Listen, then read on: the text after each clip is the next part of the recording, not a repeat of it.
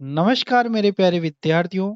इस वीडियो में जो जानकारी अपन हासिल करेंगे बहुत ही शानदार और बहुत ही दमदार नॉलेज है। आप सभी के घर में चार्जर होगा, है ना? आप सबके घर में चार्जर होगा और आप चार्जर को यूज भी करते होंगे। लेकिन कभी आपने सोचा है कि चार्जर आखिरकार वर्क कैसे करता है, किस तरीके से यह वर्क करता है? अपने मोबाइल के अंदर डीसी होता है, डीसी करंट होता है, और अपने घरों के अंदर एसी करंट आता है। तो यह ऐसा क्या लगा हुआ होता है इसके अंदर कि अपना जो मोबाइल है वह चार्ज हो पाता है? ऐसा इसका आगे जो इतना बड़ा बॉक्स लगाने का कारण क्या होता है? इतना बड़ा इसका जो आगे का जो अडेप्टर है, इसको लगाने की क्या आवश्यकता होती है? ठीक है, तो इसका जो आपके सामने जो ये वीडियो होने वाला है, ये बहुत ही शानदार वीडियो होने वाला है। इससे आपको बहुत अच्छी नॉलेज मिलेगी। वीडियो को अंतिम तक जरूर देखना। देखिए यहाँ पर इसके अंदर इस तरीके का ये पीसीबी लगा होता है, यानी कि ये जो ग्रीन कलर की जो ये है लगी हुई है प्लेट, इसको पीसीबी कहते हैं।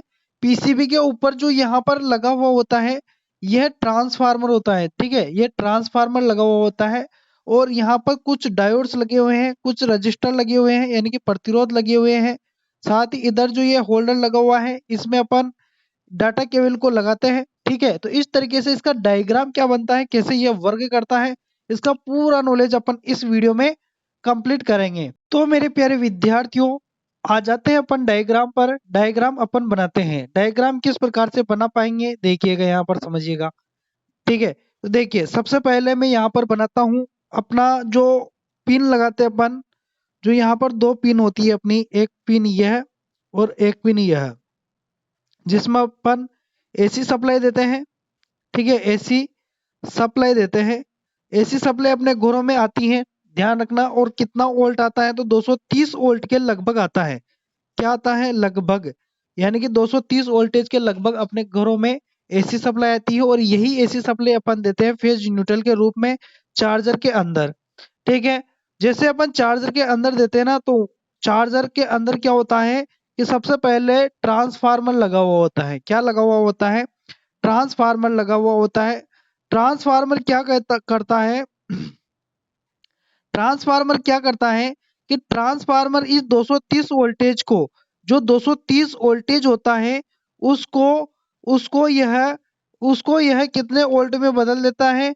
तो यह उसको, है ना, बहुत ही कम वोल्टेज, यानी कि मान लीजिए आपकी मोबाइल की कुछ भी क्षमता हो सकती है।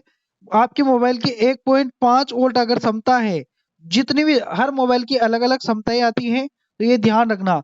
मान लीजिए 1.5 वोल्ट आपकी मोबाइल की क्षमता है, तो 230 वोल्टेज को यह 1.5 वोल्ट में यह बदल देगा। बदलने के बाद यहाँ पर क्या होगा कि आगे एक रेक्टिफायर लगा हुआ होता है। यहाँ पर तो देखिए ट्रांसफार्मर का कार्य बस इतना सा है कि यह 230 वोल्ट को 1.5 वोल्ट में बदलता है। उसके बाद लगा हुआ है रेक्टिफायर।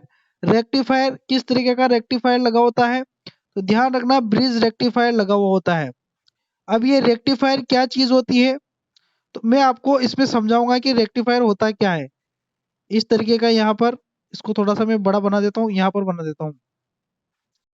देखिए रेक्टिफायर क्या होता है, वो अपन इस वीडियो में समझेंगे। यहाँ पर इस तरीके का डायोड से मिलकर बनता है रेक्टिफायर। ठीक है, इसको फिर अपन,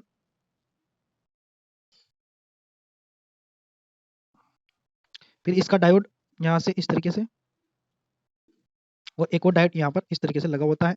ये डायोडों की संख्या होती है 4। ठीक है, कितना होता है? 4 होता है। ठीक है, और ये वायर यहाँ पर जुड़ जाएगा। ठीक है, ये वायर एसी का यहाँ पर जुड़ेगा, ये यहाँ पर जुड़ेगा। यहाँ से एक वायर निकलेगा। अब ये रेक्टिफायर है ना, इसका कार्य क्या है? ये जो रेक्टिफायर है, इसका कार्य क्या है? रेक्टिफायर कहेंगे इसको। रेक्टिफायर का जो कार्य होता है ना, इस रेक्टिफायर का कार्य होता है एसी को डीसी में बदलना। एसी को डीसी में बदलना, यानी कि देखिए यहाँ पर ट्रांसफार्मर का कार्य यह था कि अपने घरों में हाई वोल्टेज आता है, 230 वोल्टेज आता है, उसको ये 1.5 वोल्टेज में बदलेगा।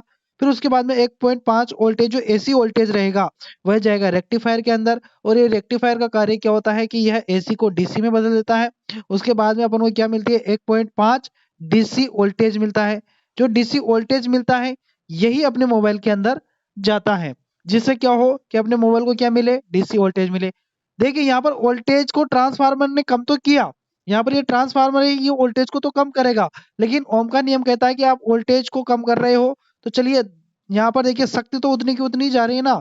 शक्ति का यहाँ पर क्या होता है कि शक्ति बराबर जाती है, तो शक्ति हाई होती है, तो इसलिए यहाँ पर रजिस्टर लगे हुए होते हैं, जो रजिस्टर क्या कर देते हैं, करंट को कम कर देते हैं। क्योंकि यहाँ पर क्या होगा कि जब आप ट्रांसफार्मर से वोल्टेज तो कम कर रहे हो, लेकिन क्या होगा कि करंट बढ़ जाएगा।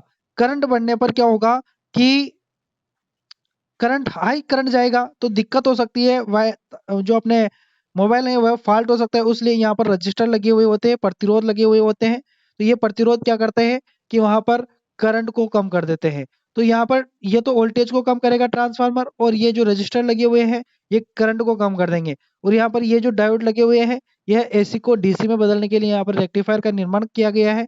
ठीक है, तो इस तरीके से यह पूरा बना हुआ होता है, ये ध्यान रखना। और इस ग्रीन प्लेट को क्या बोलते हैं, पीसीबी प्लेट कहते हैं, ये भी आप ध्यान रखना। तो इस तरीके से वर्किंग होती है। जाहिर है कि आप समझ पाए होंगे। ठीक है, और अगर कोई समस्या हो, अगर कोई और चीज के बारे में अगर आपको जानना है तो जरूर कमेंट कीजिएगा, हम समझाने का आपको पूरा पूरा कोशिश करेंगे। ठीक है, मिलेंगे नेक्स्ट वीडियो में, तब तक के लिए धन्यवाद, शुक्रिया।